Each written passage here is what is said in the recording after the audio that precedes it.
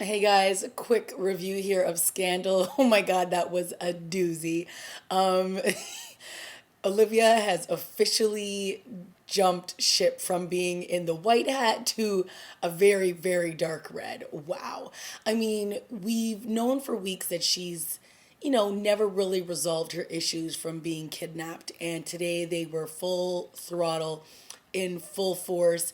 We came face to face with Andrew Nichols, who was the vice president that was responsible for getting Olivia kidnapped and sold on the market. And he was a real douche nozzle in this episode. I mean, God, he was just unbearable. So that moment where she snaps and just takes the steel chair and just bashes him over the face with it, I was like, ooh, but I was like, well played, Olivia. Because he was just I mean, let's face it, he just antagonized her to the point where she just needed to beat his face in. And at one point, I was like, punch this dude in the face. Like when he was like, oh, when you get on your hands and knees, I was like, oh, can we stop with all this talk? I'm so sick of hearing these men just always revert women to sluts and whores and oh when you get on your knees or thank the men at night, like shut up, all right. It's just so annoying, especially when it's like these powerful very educated strong women and they just in 1 second can just try to reduce them to nothing. And I know, yes, I'm getting a little excited about that, but I'm just like, you just hear it over and over all the times and it's really disgusting. So in that moment when she snaps and she just bashes his face over and over and then she pauses and then she just gives it that last smack, I was like, you go, girl. And I love the moment when Fitz comes into the bunker and he hugs her and he's like, are you okay? And they have that embrace. And then Abby comes in and she just tells her, okay, you're gonna have to say that the vice president's died and then you have an hour to basically fix all of this. And she's like, don't ever cross me again. Was like, Olivia, don't play. Because when she tried to handle Abby earlier, and then Abby tried to handle Olivia, she just basically came back and was like, mic drop, this is how you do it. And the blood was still splattered on her face. I mean, it was crazy. So we finally got confirmation in this episode that Cyrus has been hitting the sheets with Tom. And I mean, I saw that a few episodes ago. And I mean, it's come out of nowhere because we never saw them hinting at anything before. I didn't know that Tom was gay.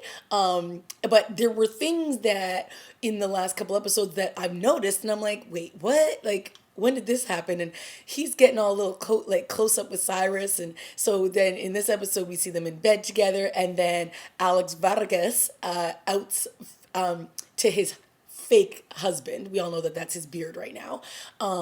That Cyrus is having an affair with his boy. Like he basically says, oh yeah, he's at a hotel with his boyfriend and they just checked in, blah, blah, blah.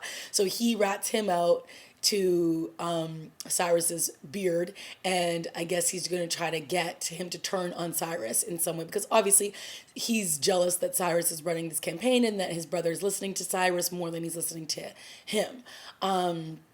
And so, yeah, we saw, it was funny to see all those, everybody down in like the underground, whenever they have to meet because ish is about to go sideways. So this time we had Elizabeth there instead of Hollis Doyle, and Melly was there, Cyrus was there, Fitz was there, Olivia was there, Abby was there, and the DA was there, David Rosen. So that was funny. The other hilarious scene in this episode was when Olivia goes to see her dad and Jake is sitting there. Why is Jake always eating food in the house? Like he's just sitting there like he ain't got nothing better to do. Don't you have the NSA to run? He's just hanging out, eating food. Either he's eating chicken, he's eating fried chicken, or he's at the table now, having a nice meal with some like iced tea and lemon in it, and he's just talking and he's looking over at Olivia and just whatever. Like, like what is happening right now? So that whole scene was hilarious, just that. But then of course,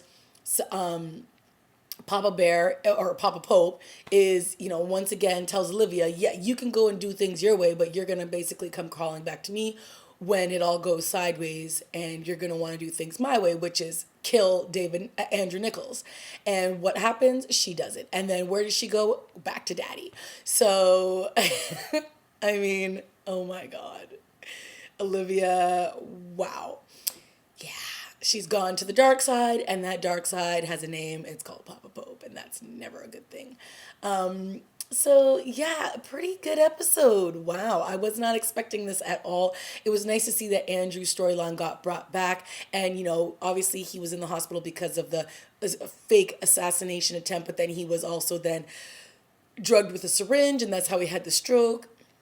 And then he's coming back to try to write a tell all about the fact that the president went to war over Olivia and he lied to the American people. And that's what Fitz's girlfriend was seeing, it was going to find out information about. So at first, Abby thinks that she's pregnant and she's going to this place, but no, she's really talking to Andrew Nichols to get this story about the fact that the president went to war over Olivia, and they're just basically trying to bury this and try to get it out of the way.